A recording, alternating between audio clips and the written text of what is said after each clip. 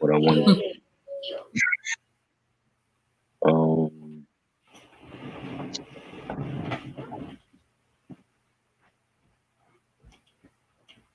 Yeah, I was talking to Reg about what was going on in my job today and like yeah, sometime earlier in the week. Like I was telling him this one white family, I guess, and they brought they kids friends with them, and none of them wore masks. Not they mamas. None of the kids and none of the kids' friends wore masks. And I'm like, we have signs outside of the place that we work at in English and in Spanish to let y'all know that this is serious. If y'all coming up in there to jump for an hour or 2 hours or whatever time frame y'all paid for, y'all need to wear y'all mask at all times because this ain't no joke. right, And it's like who I was wondering to myself who in the world was working general admissions, the cash register up front, right? And I'm wondering why did y'all even let them come up in there and pay, knowing good and well they didn't have no masks on none of their kids to begin with, and not even on the parents. And I'm like, really? right, Either y'all that ignorant or that oblivious to the fact, like if you see employees and any other guests with masks on, that should let y'all know that yeah, wearing your mask is a requirement if you're trying to come up in here. And I was telling Red not so long ago, I think people are really that freaking stupid out here. I hate this fucking camera. I swear to God.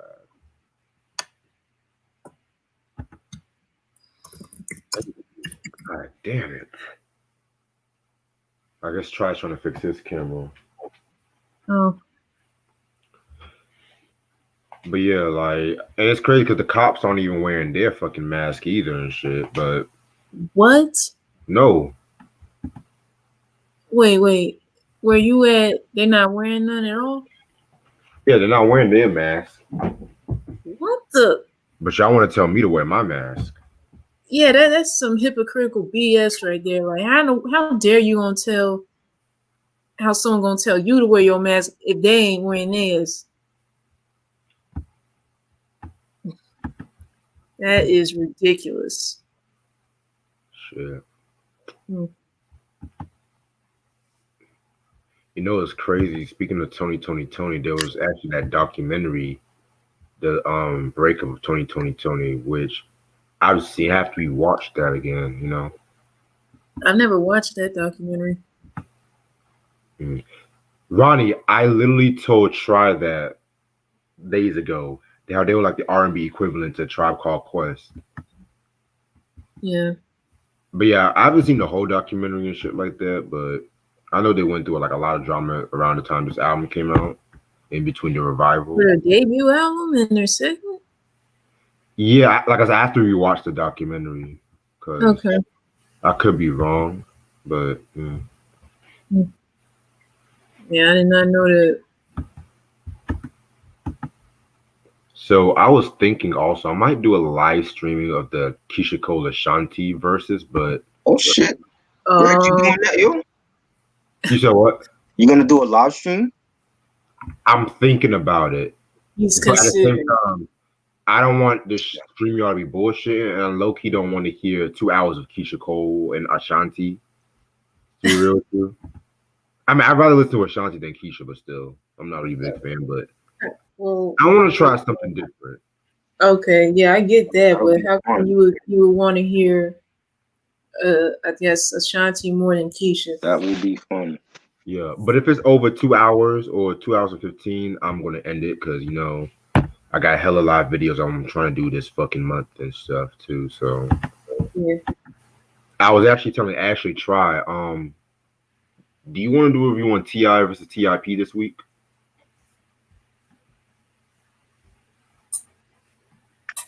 That will be fun. Okay. Kim and Foxy, who y'all got? Oh, I didn't even mention Yeah, that. I was asking Reggie that earlier while on my way to work. That's low key gonna be hard though. I'm not gonna lie. Yeah. Cause it's like with Kim and Foxy, Mm-hmm. they both have memorable guest appearances. They both have memorable songs, and then you have the soundtrack songs and stuff like that too. I mean, Mm-hmm. it's gonna be kind of hard though. But low key, I don't like how Versus is trying to like every beef they want to like calm the nerd after the Gucci and Jeezy shit. Because I see what they're trying to do. They're trying to get the Game in 50, and now y'all trying to get Kim and Foxy. I see what y'all trying to do and shit, and y'all not. Reg, what hits is Foxy picking on for China Doll? So what? What songs is Foxy picking on for China Doll to play?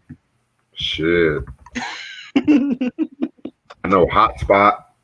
Oh Lord, that'll be a bathroom break. Once you start playing this stuff from China Doll, I'm like, yeah, let me get something to eat. But low key, that's ironic because both Kim and Foxy's albums were not too good. Second album. Yeah, I didn't like. Well, there's more songs I can play for KIM compared to China Doll. Oh, you bullshit. You are not about to tell me China Doll is better than KIM. Are you serious? Yes. This is the same guy that said the Firm album is not. He ain't never gonna get off there. I cannot believe that. I cannot believe that. KIM was trash, man. We gonna have to do our own battle of the albums, and I will play like the 5 best joints from the Firm, and you play the 5 best joints from China Doll. Okay, I'm down for that. That would be a great live stream because I've never heard nobody say that. How about Notorious KIM versus China Doll? We can do that if they announce the date. I don't have KIM because I didn't like that album. I only got Hardcore because I didn't like KIM. Oh shit. Okay. Well, how about we do Hardcore versus Il Na Na if they do announce the date for this battle? Okay, that's cool. Yeah, but I'm still down for Ashley could be the ref. She could judge and who won the battle. Yeah. So we got the Firm and China Doll and KIM versus Il Na Na. I mean Hardcore versus Il Na Na. Oh my God. I'm just gonna let you know. I'm just gonna let you know right now and shit like that. If this really does happen and shit like that, can you imagine if they try to bring Jay-Z and Nas together? Oh wow. I would like that, but I don't think Jay gonna do it. Because 50 wants to battle Jay, T.I. wants to battle Jay. T.I. ain't winning that. 50 ain't winning that album. They wasting their time. Man, I was talking to my homeboy about the verses. He said that T.I. would bust around. I'm like, what? Nah. Hell no. Like niggas be forgetting Busta been in the game since 91. Exactly. Niggas be forgetting he could pull out leaders of the new school shit if he had to. What T.I. gonna use? PSC? That PSC clip? That shit was trash. I got hella reviews to do this fucking week to catch up, man. Shit. I salute the Ronnie and Q and Sam, all the usual suspects up in here. Of course. And I apologize for the quality on that beef episode. I'm gonna redo that shit because my laptop was bugging that I was day. confused if it was Ice Cube against Cypress Hill or Ice Cube and Cam. It's technically Ice Cube against Cypress Hill, but that Cam and Solar, they got dragged into the beef and shit. So Solo, K Solo? No, Solo. He's a West Coast MC. He voiced Franklin from GTA 5. Okay. They were involved in the Ice Cube and Cypress Hill beef? Yep. I don't remember that. Yeah, because Solo chain snatched Ice Cubes in like South Central. And he was the dude that took the chain. Yeah. Oh, okay. Because on the beef DVD, I don't think they said who took the chain though. They just had. Yeah, they did. Oh, they just said who took. Okay. Yeah, Solo. They said he did, but the story has changed around a lot of times. A lot of people say it was just a watch. They don't know how he got the chain, but you know, niggas like to make up their own stories and shit. And he hasn't won that chain since he got taken. You know. Mm-hmm. All right, we're gonna go on about 3 more minutes. Godfather Part 3. I didn't like it.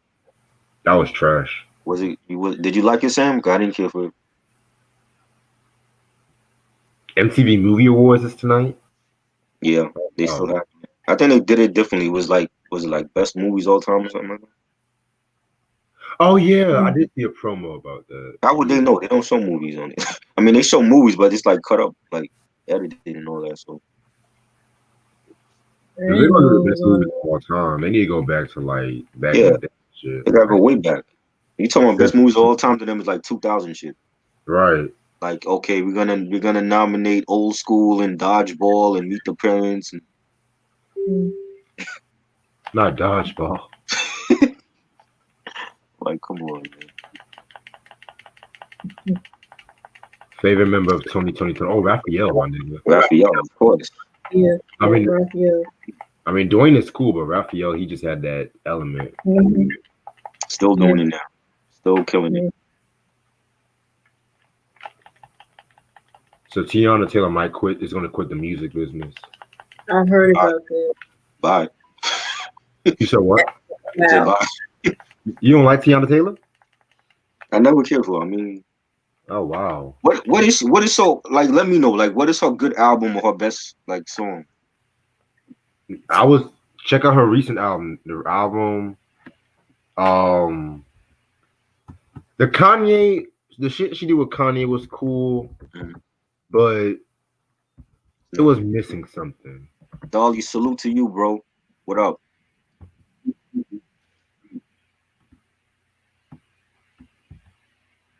Yeah, Favorite she's having versus issues back. with Def Jam and shit. Oh, I mean, Yeah. I never heard the Seven album that she came out with in 2014 though, but I love that song. Maybe it's the liquor.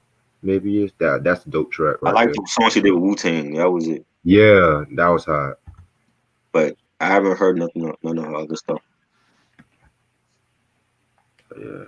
I mean, so one more question before we start. Favorite versus battle? Oh, that's easy. Snoop and DMX by far. Primo and RZA. I love that one. That's what's we missing. They need to do more producer battle. I'm Yeah. sick and tired of all these R&B. I mean, I like the R&B battles. Don't get me wrong, but get back to the producer battles, please. And he mentioned that months ago. Like a lot of those battles they mentioned months ago, we haven't gotten yet. So Exactly. Like, mm-hmm. if y'all gonna do Dre and Diddy, do Dre and Diddy already. Fuck. Yeah. Give me a good Dre, producer Dre is too. beating him. Oh, Dre's gonna beat Diddy. Dre's gonna beat him. What Diddy gonna come out with? All about the Mm. Benjamins. Dre's gonna come out with the next episode. It's gonna be a rap. Even I don't even. I think even if he pick his best 20, he's still gonna lose to Dre. Exactly. Then the game in 50 Cent. Y'all trying to do that one? I got 50 in that. Yeah. I'm But ready on the top. You said what? Game has better albums. Hmm. You don't think so? How many classics 50 got? Get Rich, Power for Dollar. Guess Who's Back? You don't like the Massacre? I have my feelings about the massacre. That's all I'm going to say for right How now. many classics the game got? Arguably the documentary, arguably Doctor's Advocate. Those like his definite classics. Right. LAX, depending on who you ask. Mhm. I know documentary 2.5. That's like a lot of people say it's certifiable and shit. I think 50 winning too. I think he has bigger hits than Game. I think Game has the better albums, like better discography on it. I want to say. Shit. I'm ready to start whenever y'all are though. Let's go. All right. Yeah. What's up, you two? How's everyone doing this lovely Sunday night? This your boy Reg in the building. Got my homeboy Try. Got my homegirl Ash with me. What up? Sorry we are That's late good. today, but better late than never. This is the beginning of our monthly series. We're gonna do the 4 nights of Toni, kind of similar to what we did with Sade's albums and stuff like that. And what better way to start than with 1988's debut, Who? This album came out, of course, like I mentioned, 88 on Wing, which was under Mercury Records. Singles album was known for was Little Walter, Born Not to Know, Baby Doll, and For the Love of You.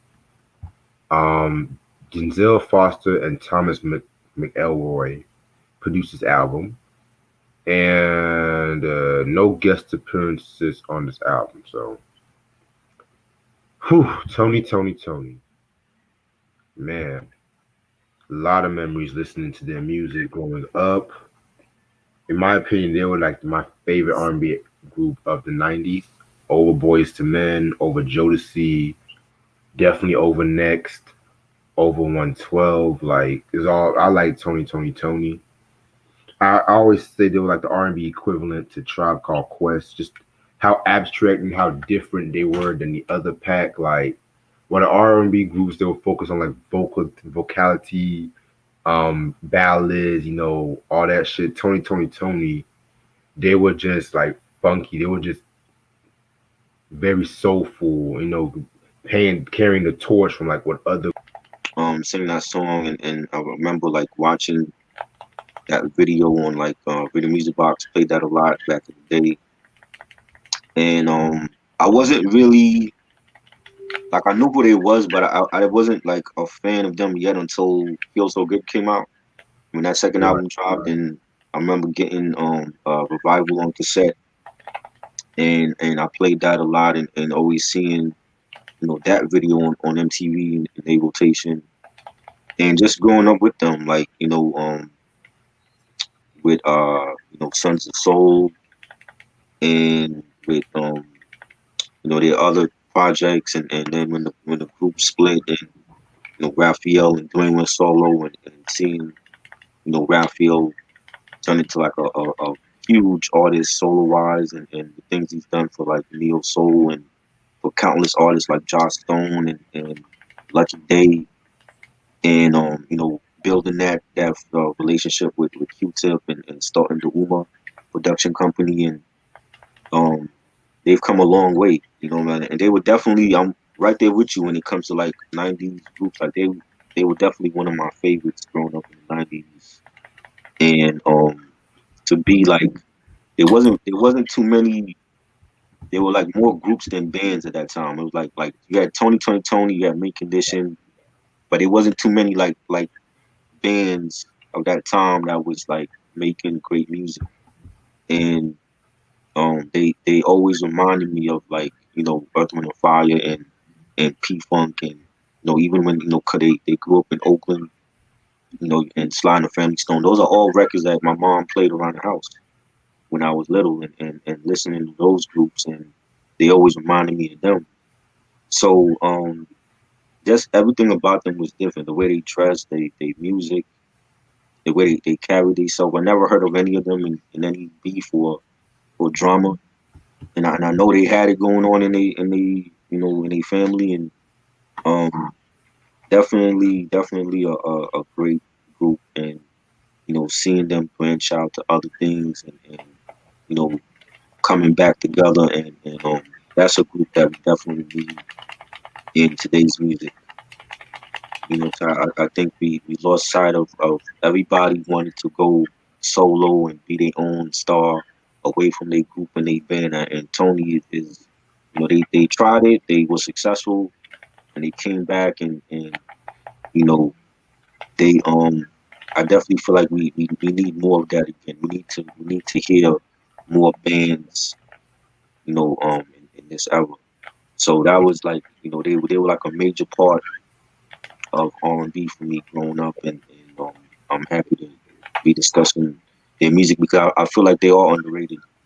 And, a lot of people don't mention them when it comes to like '90s groups, or even like soul bands. Like about Earth, Wind and Fire, about the Brothers Johnson, SOS band, bands like that. But they don't really mention Tony in that same sentence, and I'm glad that we discussing them finally.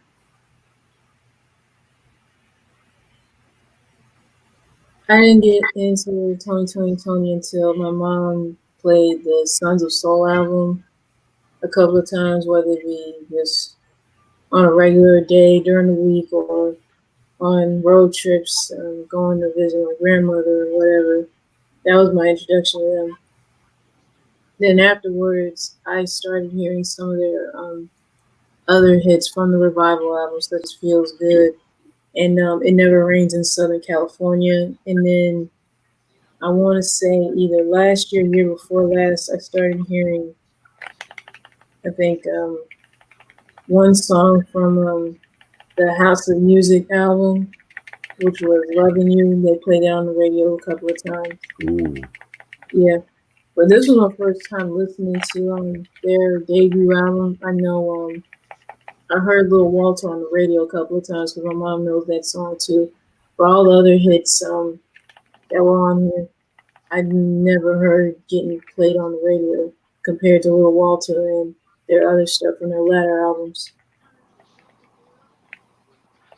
Yeah, man. Dope stories, by the way, both of y'all. To me, one song pretty much impacted me, like instrumentation wise, and it was Anniversary from Sons of Soul. Mhm. That was like my first introduction to them.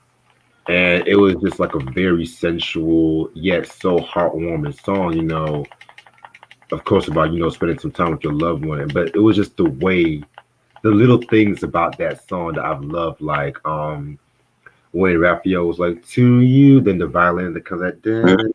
The long version you're talking about, right? Because there's a yeah, short version and Yeah, then a long. yeah, long the short 9 minute version on version, the yeah. radio, Yeah, the long version off the album. right. Right. And it was just like it was so different. It was so unique. The Hmm. the way they were harmonizing and everything like that. I mean, but what really made me a fan was the song "It Never Rains in Southern California." Right. Oh, but Hmm. there's a certain version, the video version. Yeah, I love that one. Yes, with that ding ding ding Mhm. ding ding, ding like, and then shout out to Lisa Bonet directed that video too. Hmm. Oh, Which really? yeah, Yeah, Denise, she wow. really did. Yeah. I didn't know but well, I was Raphael Sadiq just as Will Smith from the Fresh Prince of Bel Air in that video, but I don't know. But I'm gonna talk more about the revival next week. I know I'm gonna do all their albums every Sunday for this month instead, so I don't want to spend too much time talking about that. But yeah, man, like you mentioned, Try, growing up now, I do feel like they are underrated in my opinion because we're in an age where it's like certain bands and stuff like that. Everyone's like doing everything technology and stuff like that. No one's not really playing a lot of instruments anymore. And the only other band I can really think of at that time, Mint Condition. Yep. And it seems like, Mint Condition, they're not underrated, but it's like people only label them as like the quintessential R90s R&B band, which we're going to talk about Mint Condition one day. Yeah.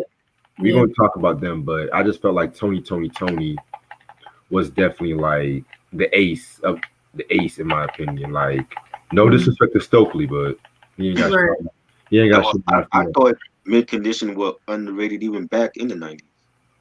Yeah, back at that time they were, but I think now Mhm. they got their record. They're getting their recognition now.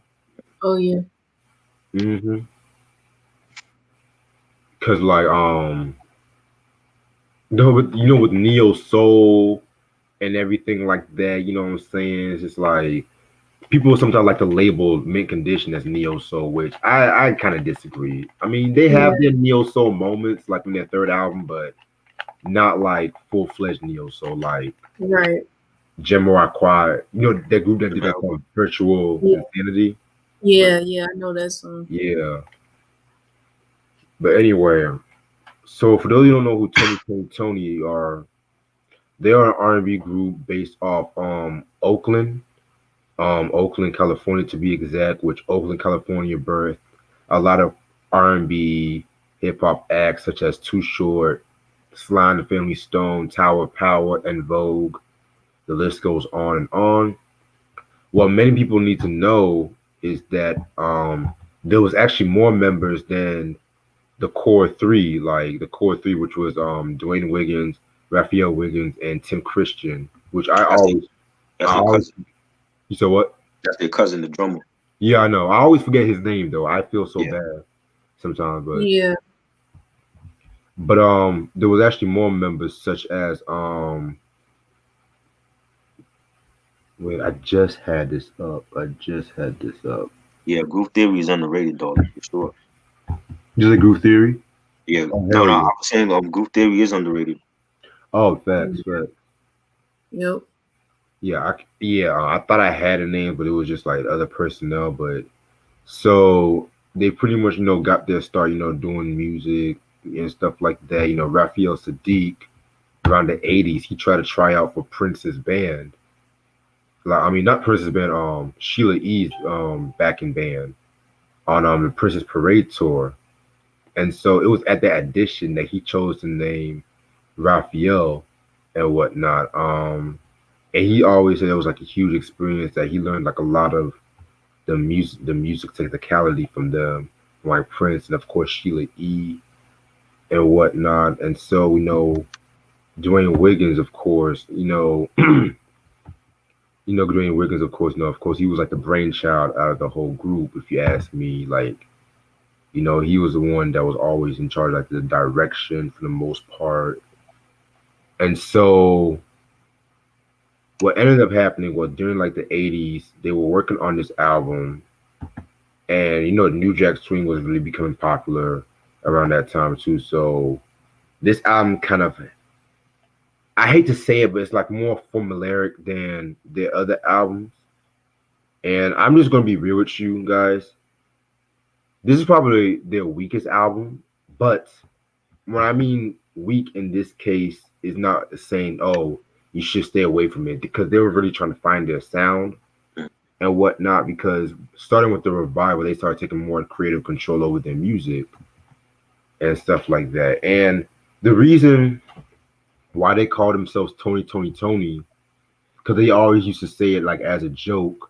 When people used to ask them, because all three of the members always used to be together and Mm-hmm. whatnot. And so people used to ask what their names. It was like Tony, Tony, Tony, just the four people and stuff.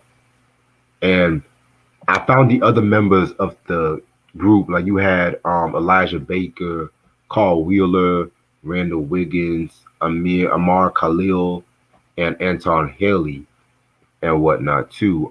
And so those were the other members of Tony, Tony, Tony, which they kind of had a falling out around between this album and the revival, which I'm gonna talk more about that when I talk about the revival. So yeah, man. This is the album cover right here. Pretty solid album cover. Just has them chilling and whatnot. They all look so fucking young on this album cover. It's crazy.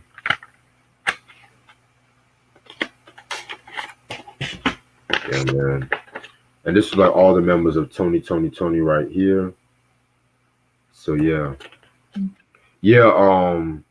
They got screwed over by the label and stuff like that. Plus, they were having some issues on their own too. Yep. They had people in the ear and all that. Yeah. If you guys are interested, y'all should check out the review Try and I did. I Yes. think last year. Last year we did that. Yeah, I think it was last Yeah. All right. So, and I think this is like the shortest album in their discography. Yeah. year.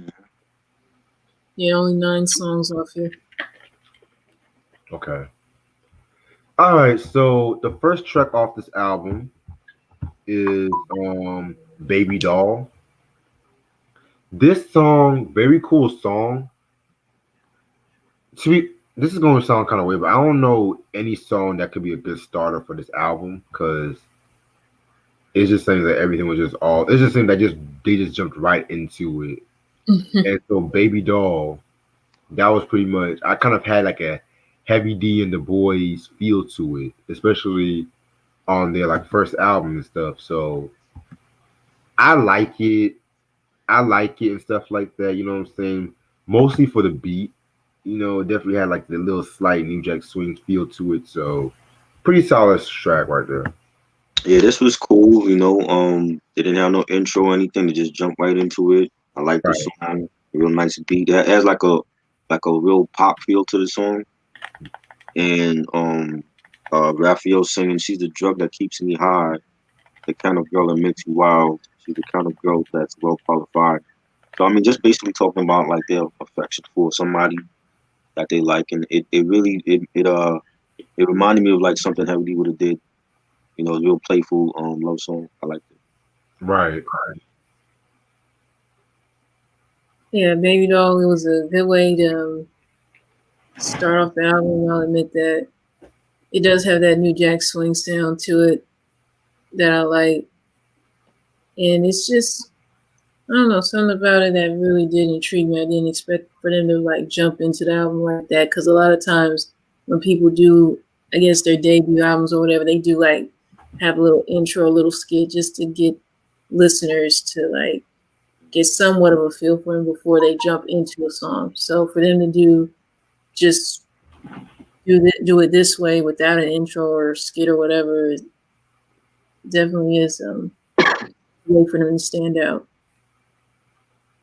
Yeah, I definitely see what y'all are saying.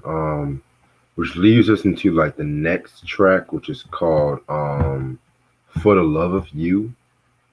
Um, Pretty nice little song and stuff like that for that time.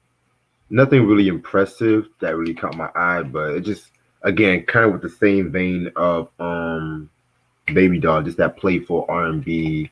You know what I'm saying? So that's all I can Mm-hmm. say for it.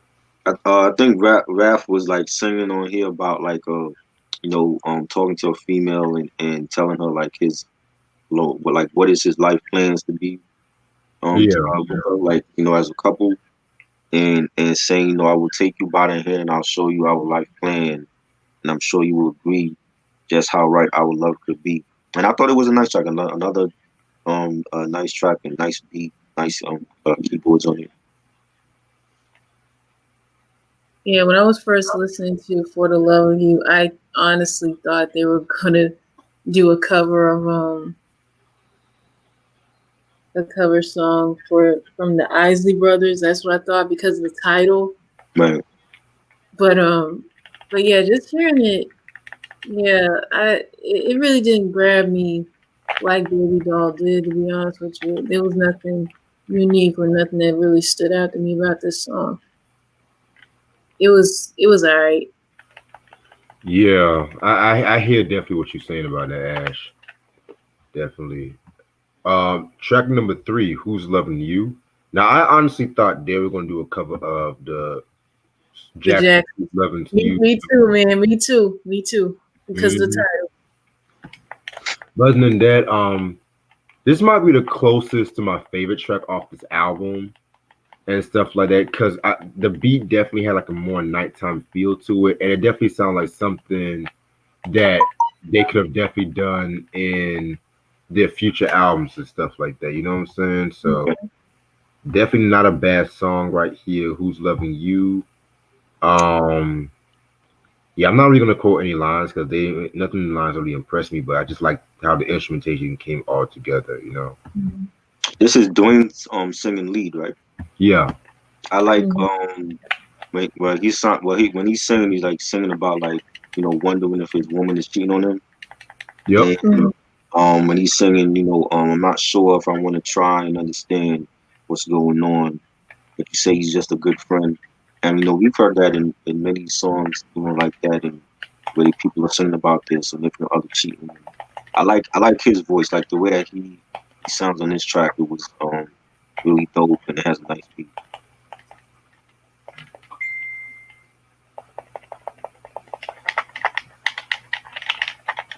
Yeah, I'll admit, "Who's Loving You" is another song that I like other than Baby Doll.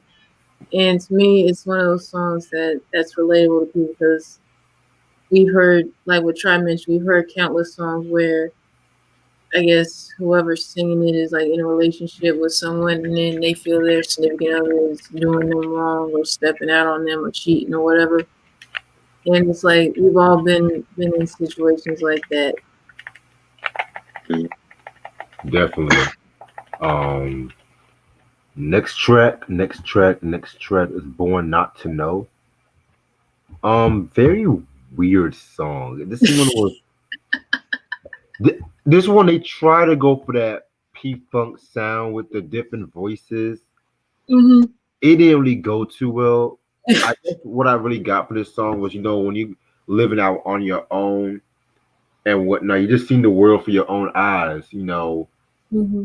and you learn more. You learn more when you're growing up, when you guys traveling on your own. But why the silliness of the song? It's just I don't know. The song, I just didn't really care for this song to be real with you, but I liked what they were trying to do. I don't think. I think this was the first video I saw from them when they were on that Partridge Family looking bus Oh my with all god. with all the What? instruments. Yeah, yeah, they were all like, and I think they wasn't taking themselves seriously yet like that. Like they were more of a, we're different. Here we are. Either you like it or you don't. It wasn't. Mm, I don't think they really took themselves seriously until like maybe Sons of Soul.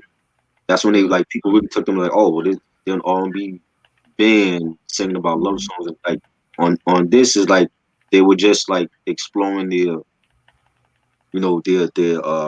artistic freedom and stuff. So I mm. think maybe that's why it was like silly, but I thought it was cool. I liked the song. They got whistling on the song and everything with the beat. I thought it was cool. It reminded me of If I Had No Loop. It kind of sounds like that song. Ooh, okay. I Mm, see Yeah. what you're saying. I see. yeah, Fuck. yeah. More not to know. Yeah, I really wasn't sure what to think of this song when I was first listening to it earlier. But yeah, I could see where it would come off as silly, but I never thought of it as weird. It was just different. Yeah. And of course, with this being their debut album, I guess they wanted to try to be playful with certain stuff, and I guess this was the song they were doing it with. It wasn't terrible though. It just I don't know. I just had mixed feelings about it. Yeah. Yeah, it's one of those songs that it sounded good on paper, but Yeah, at the end of the day, yeah, maybe it should have been left on paper. yeah, yeah. Anyway, yeah. Anyway, next track, Little Walter. This song was kind of a controversial song for that time because it uses the wade in the water. It uses Yeah, that, and the gospel community at that time, they kind of gave them some flat because of the fact that you use like utilizing a gospel song. influence, yeah, and it's not really a gospel song. You know how the gospel community is. Right, yeah. But anyway, this was probably like the best known song off the album, if you ask me. So we've all been through like this point where you had a roommate that, let's just say, he wasn't putting in with the rent or the bills, but he's always having like all this flashy money, but you don't know exactly where he's getting. You don't know where exactly he's getting the money from and stuff like that. Cause and the narrator, he had enough, so he confronts him and whatnot. And next thing you know, after the argument, the Walter goes into his room, and next thing you know, he ends up getting shot, and whatnot. And the video, it features Sinbad.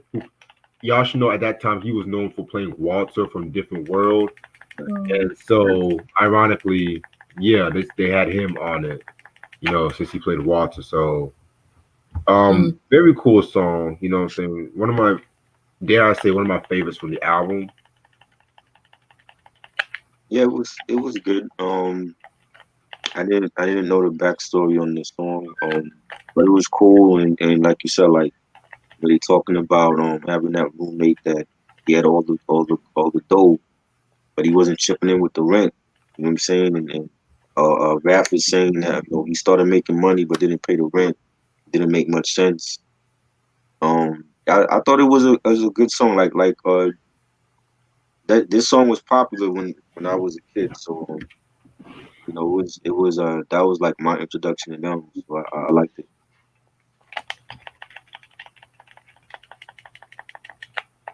Yeah, I mean, I had no idea about the backstory of Little Walter either. And even though I haven't seen a video yet, I heard this song a couple of times on the radio, and I know my mom is familiar with the song too.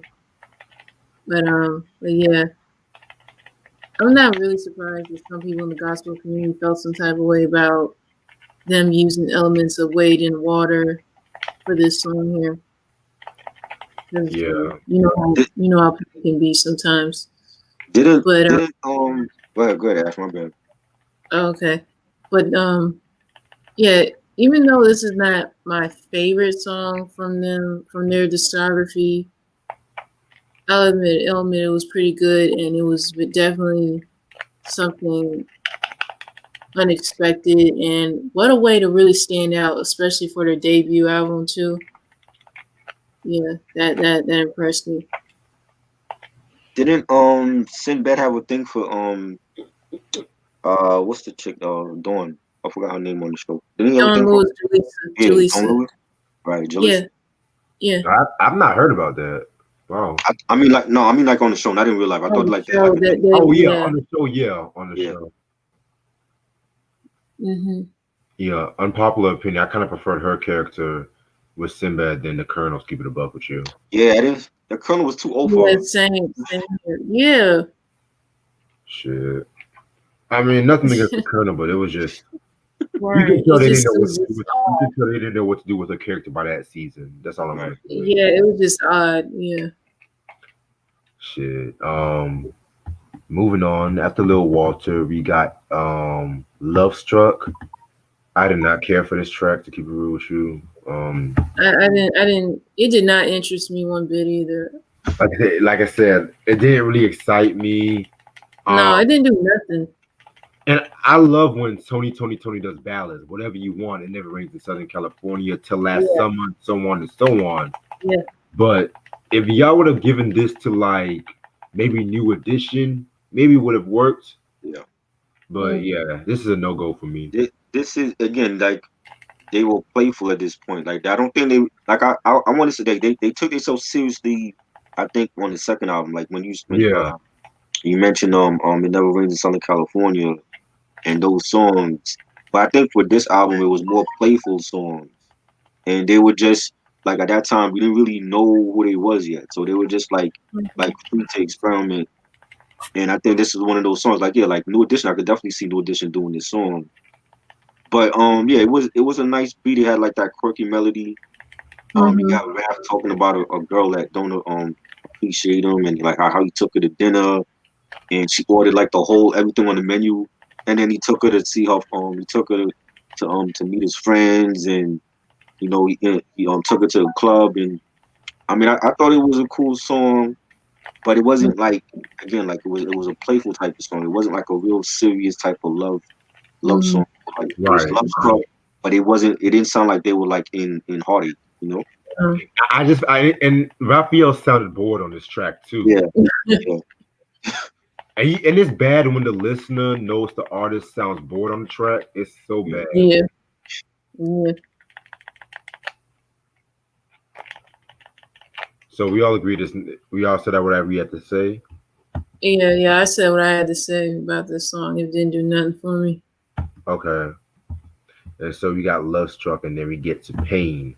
Mm-hmm. Now, Pain, this was a nice ballad. Yeah. I mean, it's not an excellent ballad, but it was a nice ballad. Mm-hmm. Again, Dwayne Wiggins, he definitely does his thing on this track right here. There's this one line that I want to say if it's either this song or maybe it was from Love Struck. But yeah, Pain was a good song, but I want to go back to Love Struck. There's this one line where he says, damn it, where is that line at?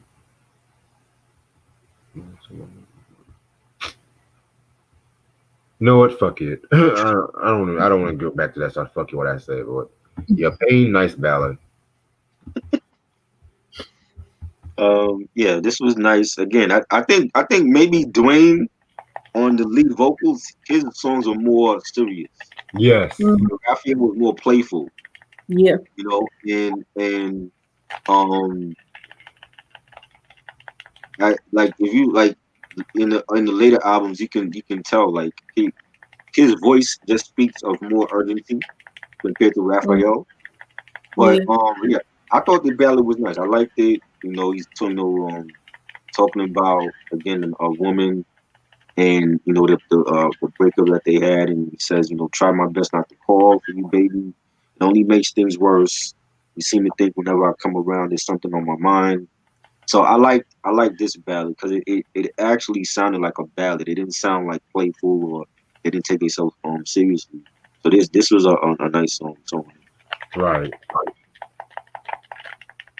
Yeah, I'll admit, Pain is it definitely was a nice ballad. It definitely showcases Dwayne's vocals and like what Try was saying. Yeah, when Dwayne sings certain ballads, it's more serious versus like when Raphael does it.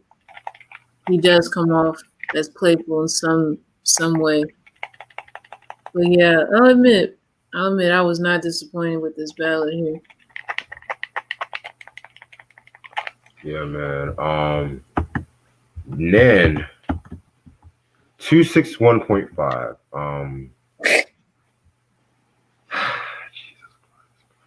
Mm, Explain the title because I Oh, don't get it. yes. okay. So in case you guys are kind of confused about the title, Mm, 261.5 is like the penal code for like statutory rape, pretty much. Um, so pretty much, this guy named Tony, he's been on court for falling in love with a minor, and he said guilty. He pleads himself guilty, but he wants to explain his story. oh boy. Okay, I'm just gonna say this once and for all. I just have to say this. Yeah. In a day and age where we're living, where pedophilia and stuff like Yes. that,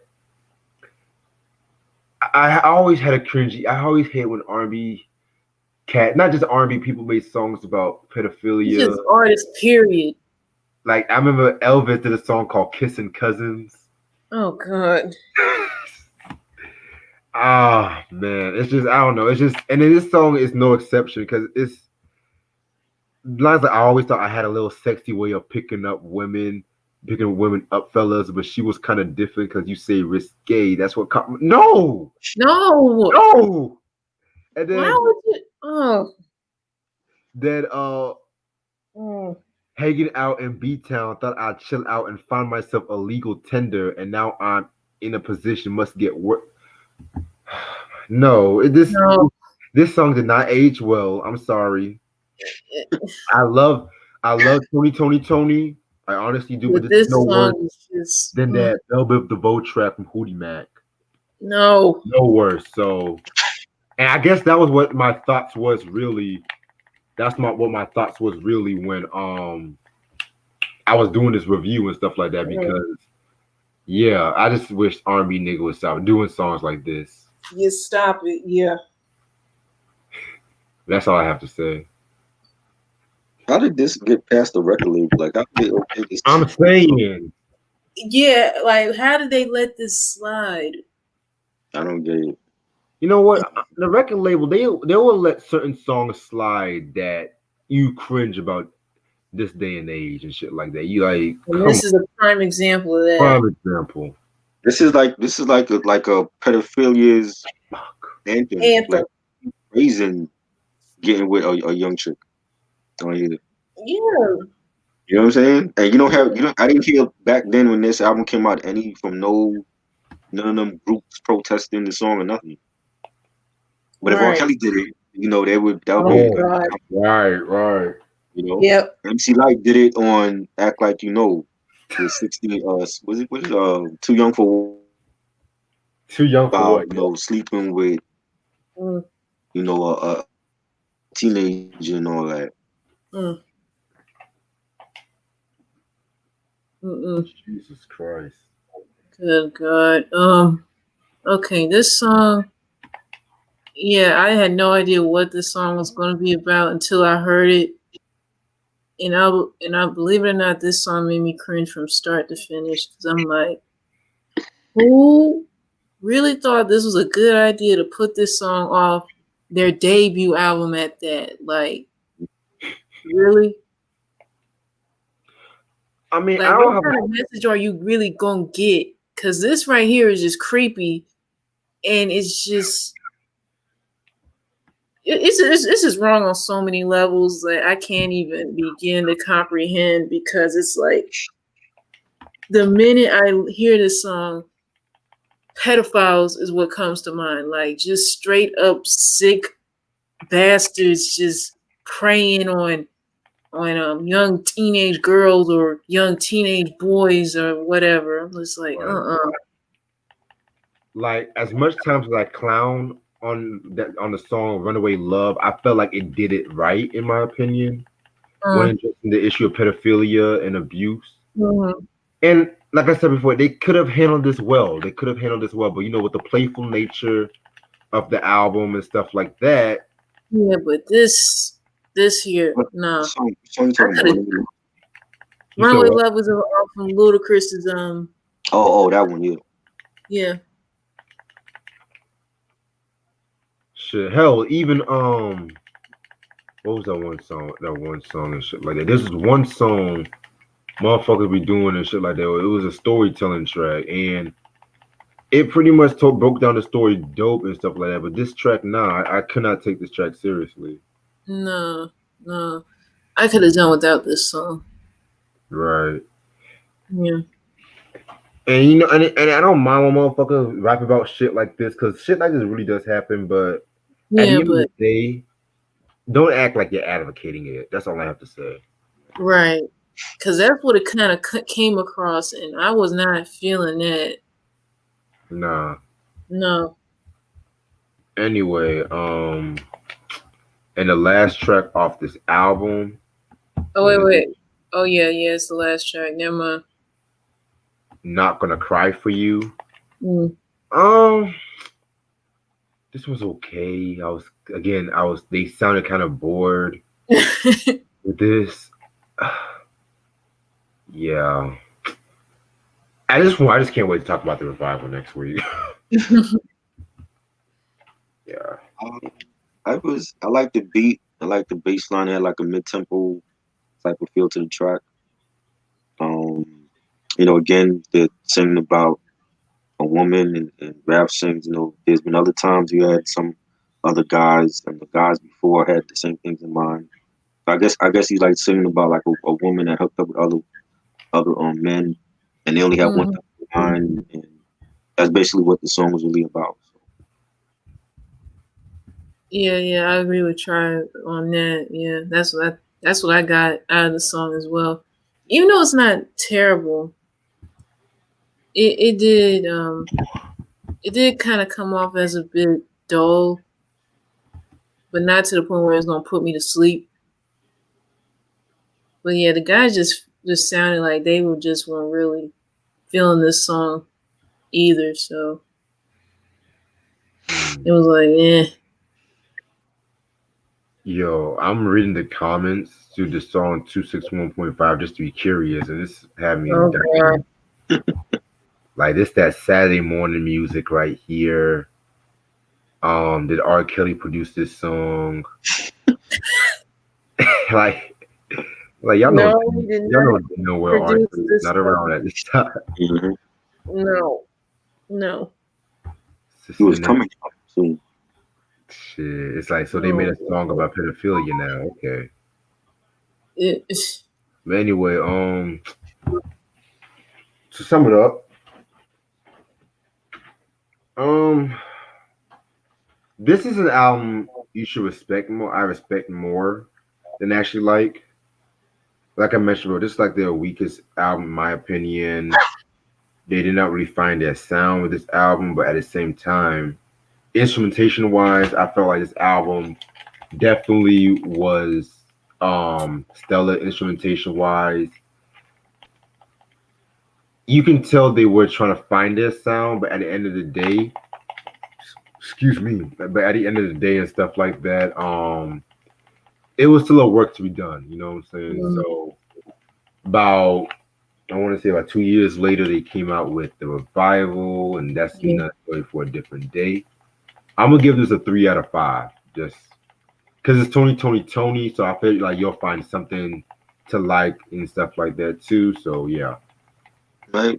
Yeah, it's not a great album. There are some songs I like, Little Walter and um, Who's Loving You, Not Gonna Cry for You, but it's not like compared to the other stuff after this, it's not like on that level, but it's not a bad album, you know. I would give it a 3. This is like early times. We see the evolution. Like that's what I Mhm. like about artists when you can see the evolution from their first album to like where they at in the present. And this is like we see like this album is different from the other stuff. So they were still finding this stuff. Right. Yeah. Mm. Oh, wait a minute. Yeah, yeah. I'll admit, even though this was my first time listening to their debut album, I'll admit there was some stuff that I like Baby Doll, Pain, Who's Loving You, Not Gonna Cry for You. I'll admit those were great. Other stuff I really didn't care too much for.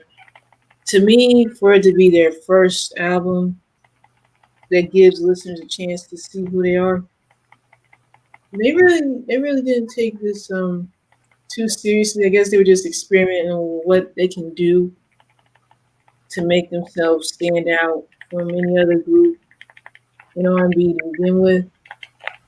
But at the same time, it just wasn't. It really just not was not what I was expecting either. So I'll admit I'll give this 3 out of 5 as well. All right, bet. All right, I'm gonna stay on there for about 10 more minutes and shit. Cruz, what up? Ray Sean was good. What's up, Cruz? Ray Sean, what's up? Yeah, Hmm.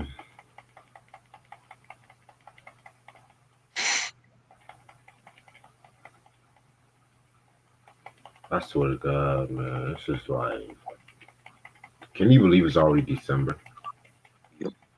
yeah. Shit. Won't be long till Christmas. Oh man, let's get this over with. I'm not even in the Christmas mood this year. I'll admit, like, I don't know. It's like I guess once you become an adult, Christmas is just not that exciting as like once when you're a kid. I mean, when you're a kid, you're just hyped about it, but as an adult, it's like, Right, eh. That's how I'm feeling this year, though. right. For Christmas. Do y'all have like a favorite Christmas memory of like opening presents or something? Yeah, yeah. Yeah, you can say that. Hmm. I remember when I first got my GameCube for the first time and shit. Hmm. How old were you then? I was like about, I want to say 8 years old. Oh shit.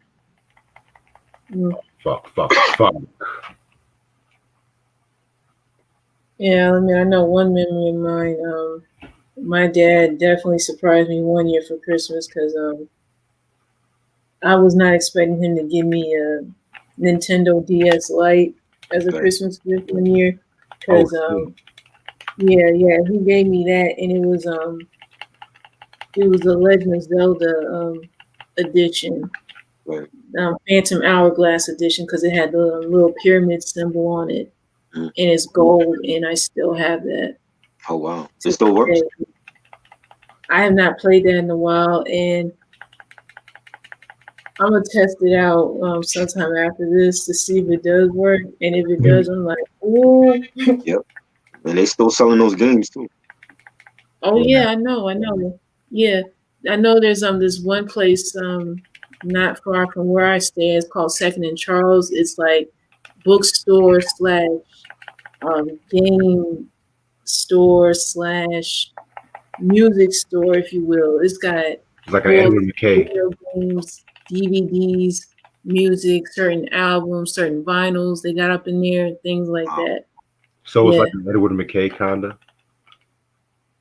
And I guess sort of. I guess it'll give you those type of vibes. Yeah, because I But it's love been a minute since I've been up in there. And when I tell you they have every game, every video game, like for any game system known to man, that's exactly what I mean. They even got it so far back to the Super Nintendo, man. Oh wow. Yeah.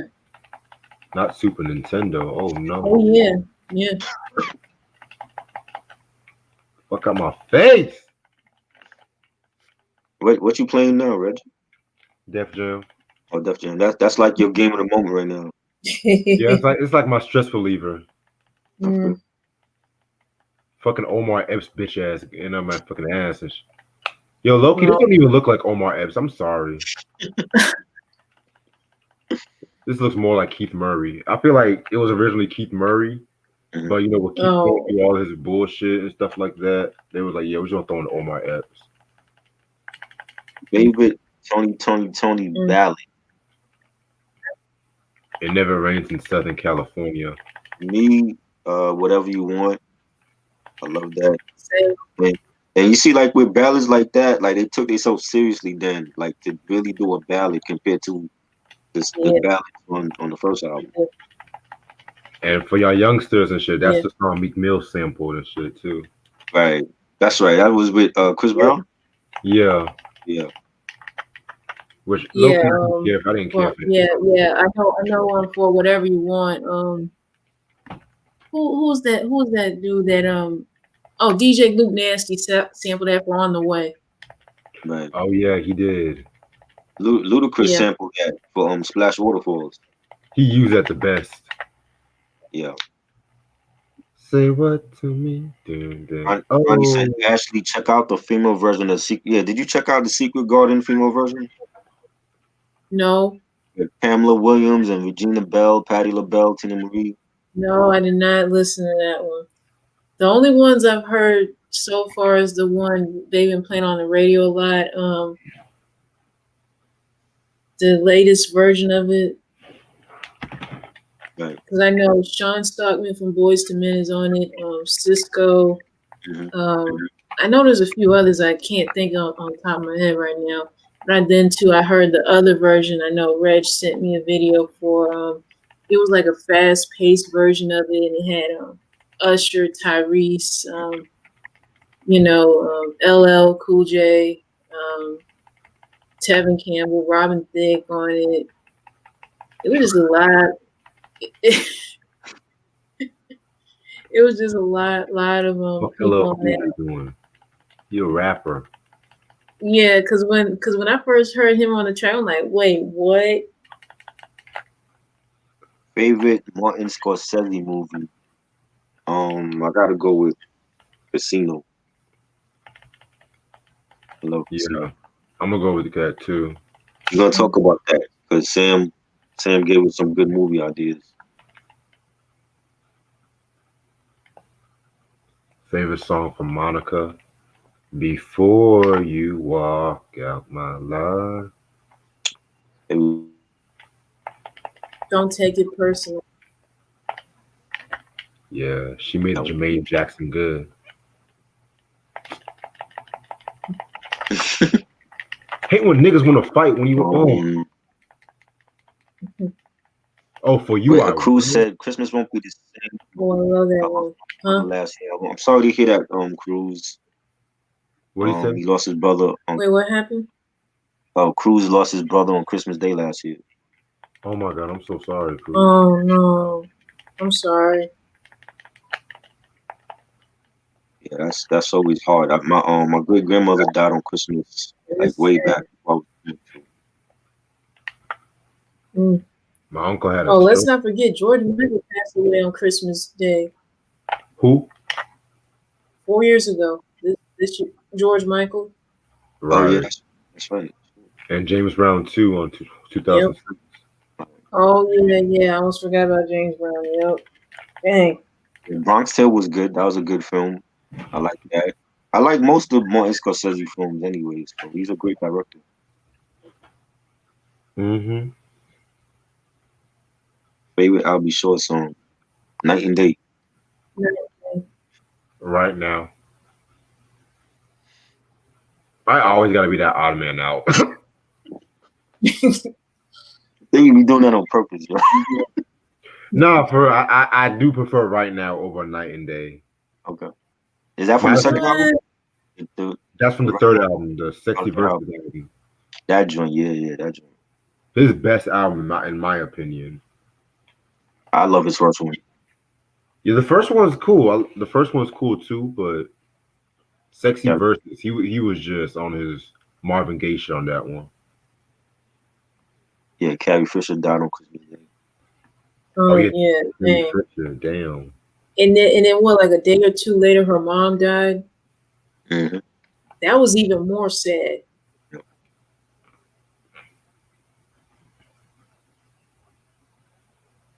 I'm sorry about that, Ray Sean. I don't get that restraint. I lost all of my grandparents too, so Shit, I got one grandma left. Shit. Me too. I only got one grandmother left. Hmm.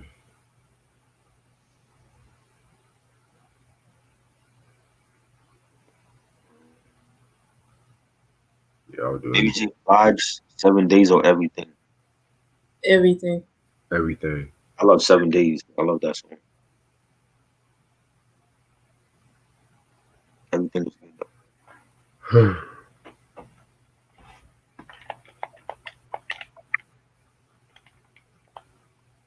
Better production. Take me to another place. Take me Tony, to. Tony, Tony, or mint condition. Better production discography. Oh God, man. Tony, Tony, Tony. Tony. Ain't that's hard, man. Only because I heard all that. I haven't heard all of Mint's albums and shit. I've heard majority of Mint Conditions albums, so I'm gonna go with them. Okay.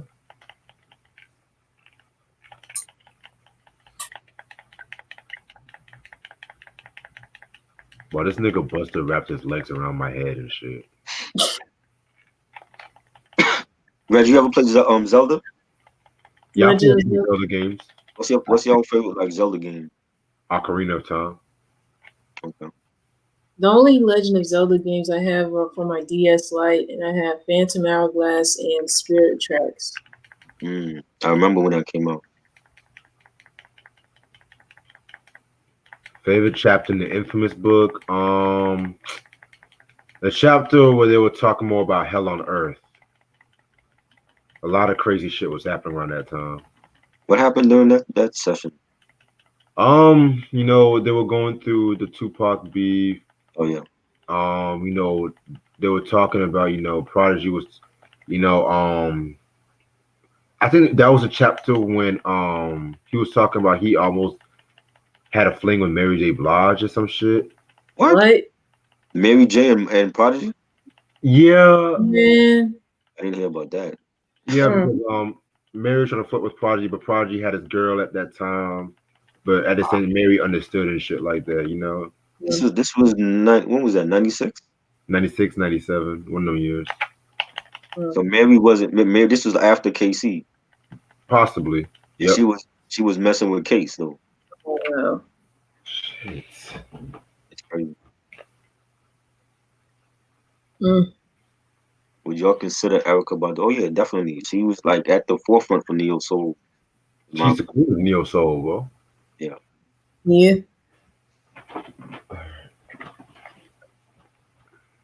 Wow, I didn't know that. Maybe it was a little hoe. Yeah, well, Jaguar wasn't lying. Maybe got around. I heard a story that she messed with Tupac too.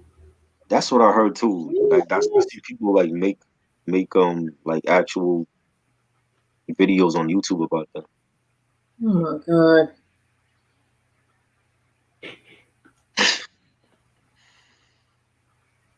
Give me one quick second, right quick. Babyface, When Can I See You, or The Cool in You. For The Cool in You, I love that song. Yeah. But both of those songs are great. I give Babyface his props. He made some good stuff for himself. Yeah, Babyface, man, he's that nigga. I'm gonna go over For the Cool in You. I liked when Nutcracker took a shit on the floor. Who's Nutcracker? What? He's talking about the infamous book. I didn't read that Prodigy book. I don't know who Nutcracker.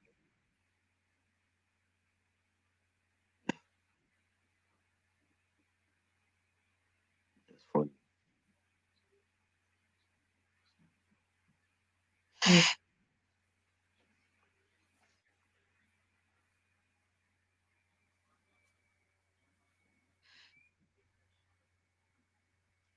Favorite Erica Badu song? Next Lifetime. I love that song. Yeah, I love that one. I also love Honey. Yes. Yeah. I also love that one song she did with Janelle Monáe, Queen. Mm-hmm. Yeah. All right. Oh, Nutcracker from the group home. Oh, that one. Okay. Oh yeah, you talking about when Nutcracker took a shit on the studio? Why would he do that? Prodigy said he was just bugging out that day because he's always been known to bug out like that. And Oh. the engineer, I think, got mad or some shit like that. I would get mad too. You fucking taking a shit in the studio. Oh, Yeah.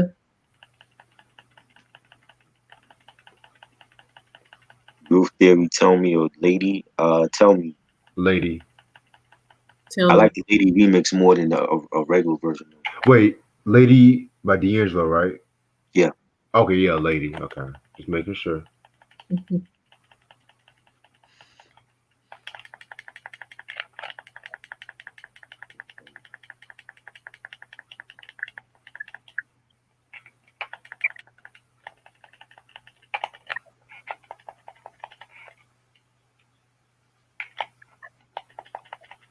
Bro, Buster, you cannot win. I'm sick and tired of this. I still got to do a video reaction to that Boop video and shit. I didn't even watch it yet. I forgot it came out. Mm. He's picking the wrong single. That's what I'm saying. You have 22 songs. How could you possibly be picking the wrong singles? Right. If you don't know what to pick out, let the fans decide for him. Exactly.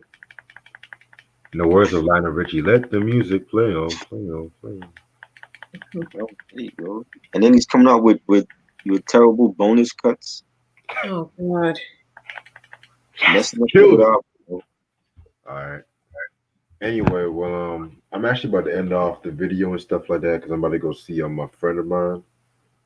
But this was a very dope review we did. Toni, who?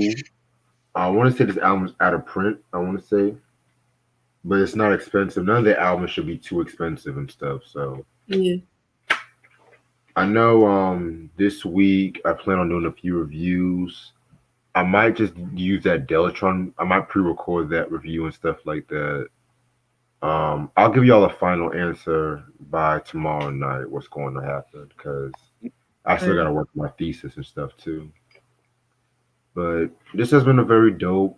Didn't we already do a review on Instant Village? Try. Yes, I did. Yes. Yeah. Ronnie, check my channel. We did that. I want to say it was February, March. February. Yep. A lot. I got like that. I got like 500 reviews already for that. Great album, Instant Vintage. I love that album by Raphael. So definitely check that out. Yeah, man. Very dope. I cannot wait to talk about the other albums this month and stuff like that. Mhm. And like I said before, it's not like I believe this album is a bad album because it's far from a bad album, but I was mostly raised on their 90s material and stuff like that. And I've heard this album, this is my first time hearing this album in years. So, with that being said, thank y'all so much for watching. Make sure y'all tune in for more good shit, and I will see y'all later. Peace. Peace. Peace.